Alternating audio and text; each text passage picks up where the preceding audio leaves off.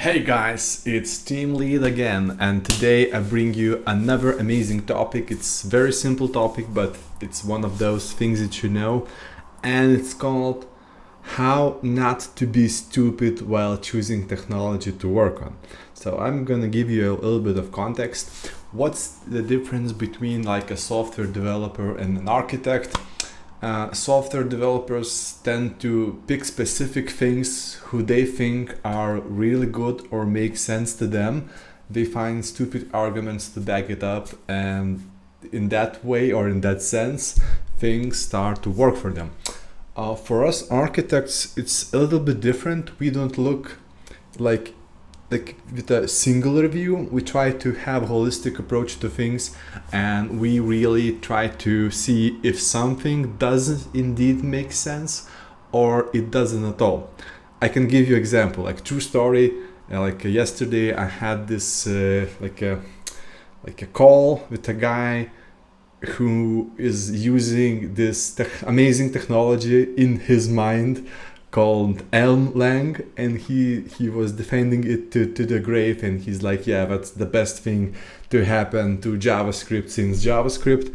And I'm like, but here are specific blog posts and ideas who say otherwise. What do you think about that? Oh, everything is great, you don't know what you're talking about, it's the best. It's like, and I was like, okay, I don't want to argue with a zealot or a priest. That's pretty much the same thing. So it's really hard to argue with priests of anything at all, because they are not objective, they are subjective as hell. So I will teach you today how to take any language and or tool and see objectively it does make sense. And after you do all of the things from like objective side, then and only then you can make a subjective decision if that makes sense for you. So without further ado, if you don't want to be like a retard, and I see from Microsoft Bing it says to delay or impede the development of a progress. So in a sense, if you're impeding your software progress, in a sense you are retarded. So I want to help you to not be retarded person. And I do apologize if someone is, actually in this world. I just made a joke here. So apologies again if someone actually is one. I didn't mean to offend you in a real sense. I just want to make my point across that some people act like that even though they are not. So, So, if you want to make great things work, you can choose anything, right? That's a given. Any language, anything works, especially if you're a Magic developer. But for example, someone comes and says like, yo, we found this Elm language. Because again, it's true story. I had this discussion quite recently.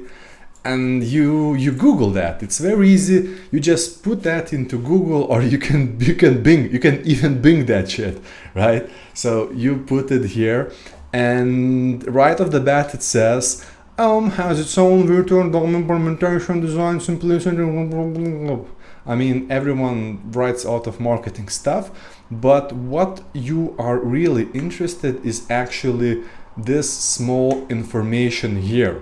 So when it first appeared, what's the stable release, and what are the licenses? Now let me explain these things to you so you can make like an educated decision. First of all, you have to know if it's a new tool or not. Why? Simply if it's like a new kid on a block, you'll have to make like a leap of faith if that's working or not, and you have to see where it's going next. And in that way you can have like a running start. In this case, we see that this thing appeared on March 30th on 2012. So currently at this video recording, it's 2022. So 10 years passed. So this thing exists for 10 years and it should be at least widely known. No, it's not. It's some obscure unknown thing. Okay, now let's go to another really amazing metric you can figure out and to take into account. is stable release. What stable release means? It's the last version which is basically working. For example, you can have like an experimental version or like a release candidate. So for example, Microsoft does this with, for example, Visual Studio. You can download something which is going to be released as a stable later on, but for now you can try new functions and new features. So those features could be a little bit sluggish, they can be broken, but that's okay, since it's not what's called stable. So stable essentially means that has been tested up to the degree and it works.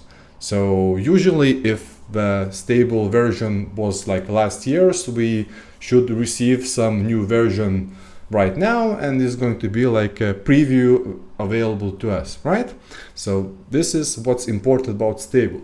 So if we look at the date, it says 2019.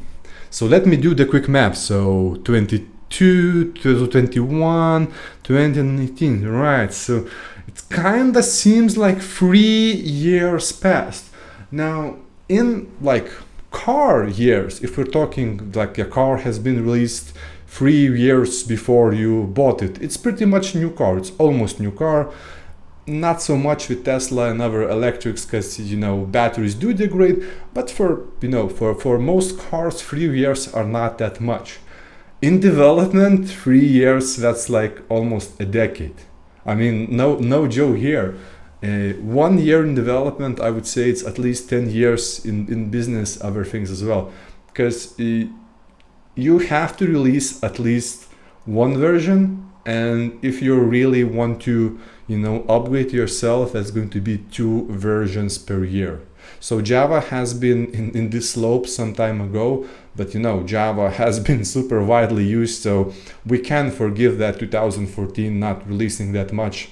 But after that, it's been year after year, and even new versions you can get like a half a year or so. And it really makes sense, because businesses are getting more and more agile, meaning we need upgrades way faster than we did before, and we cannot finish our products knowing that there's going to be new version never. So that's important for architects and other people to know. So in this case, if this thing hasn't had a stable release for 3 years, it essentially means it's dead.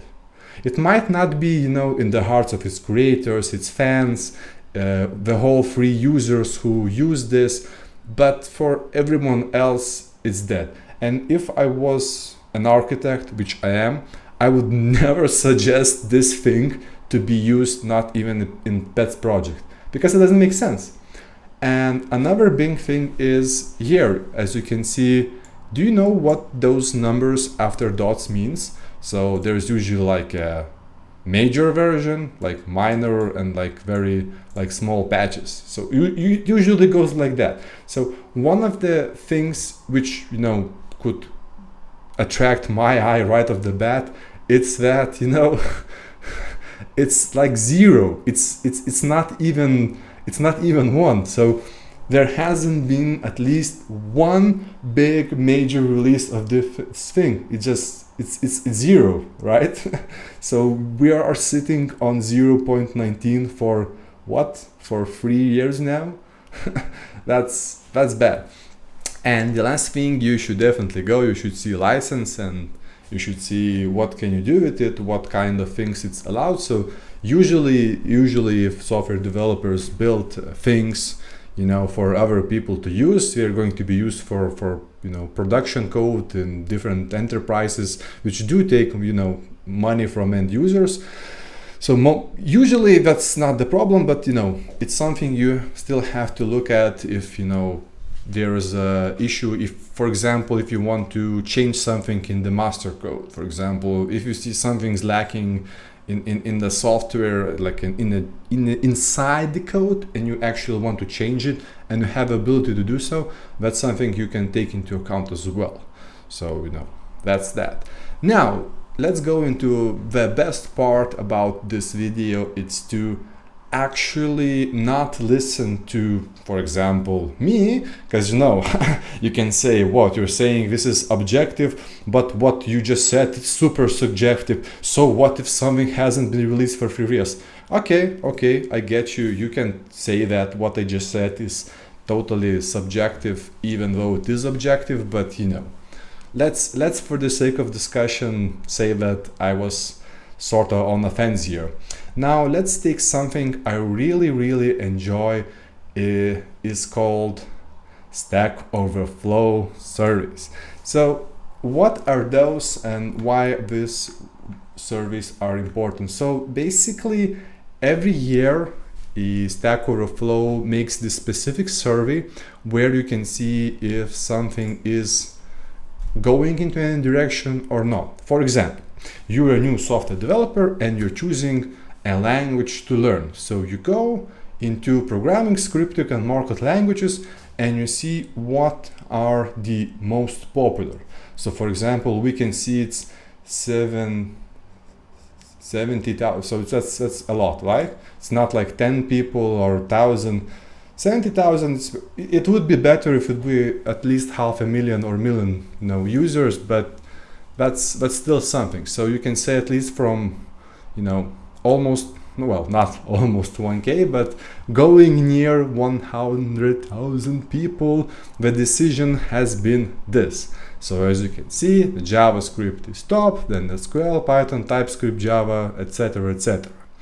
So this is a very good way to choose. And also if you're like searching whenever your obscure language does or not make sense, you can always check it here.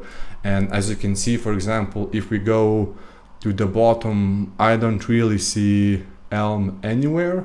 So basically things like Fortran, can you imagine? Fortran or COBOL still beats Elm's ass.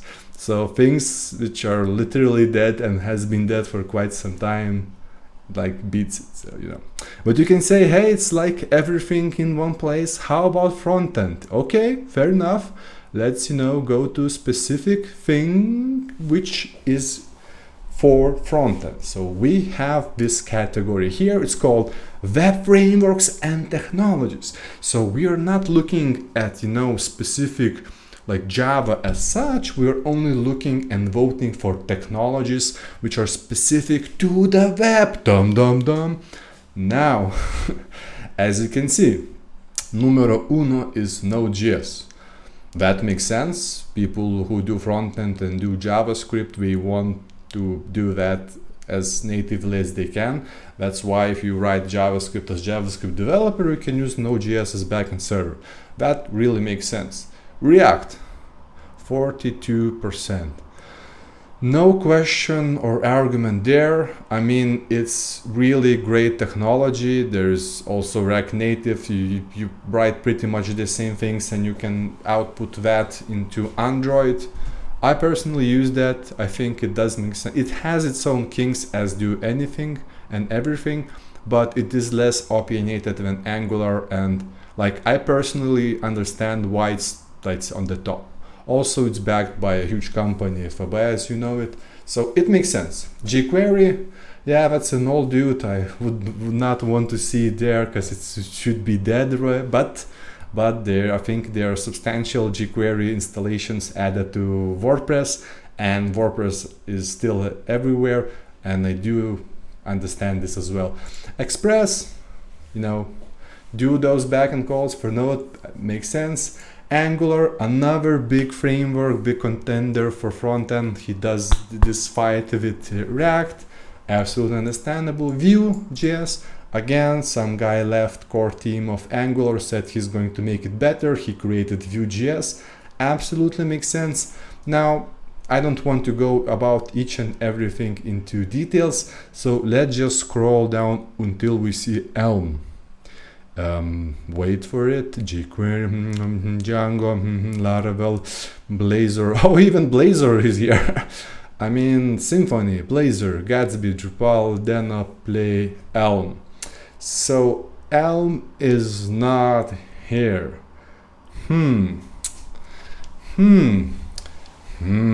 That's not great. That's not great.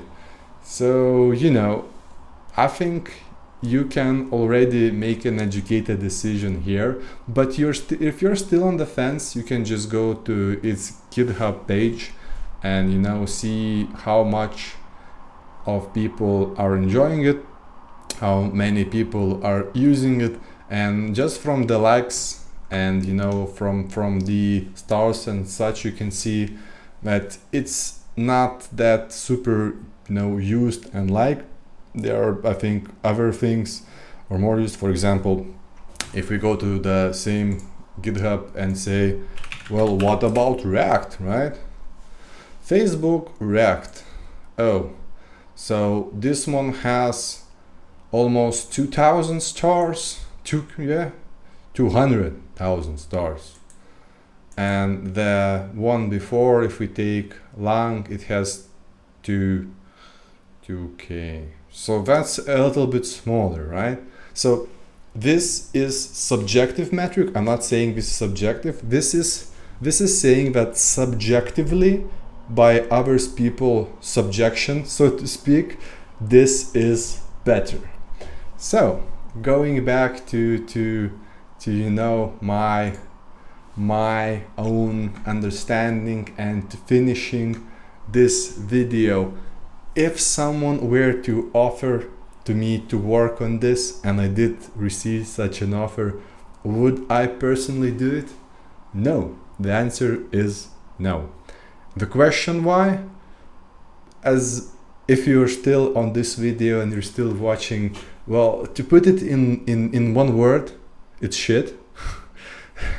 If you need to have like better understanding of it, just watch this video again where I talk about versions, stuff like that. So I think there's always two sides, and side A is objectively and side B is subjectively. So for example, Java is quite used on many devices objectively, and you may not like it subjective, right? But you can still work on it, you can learn it, and it still makes sense to be a specialist of it, at least waste at least a year or two learning that, because there's going to be possibilities for you to use it, right?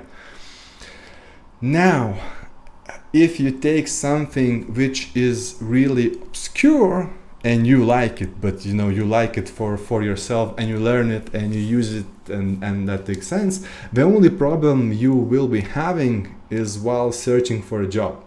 That means if you go to the jobs and you check the market, you probably won't find that much companies using this tool. And even if they do use this tool, there's going to be a very specific way they do it. So it doesn't really mean that the code base is going to be something you can learn from.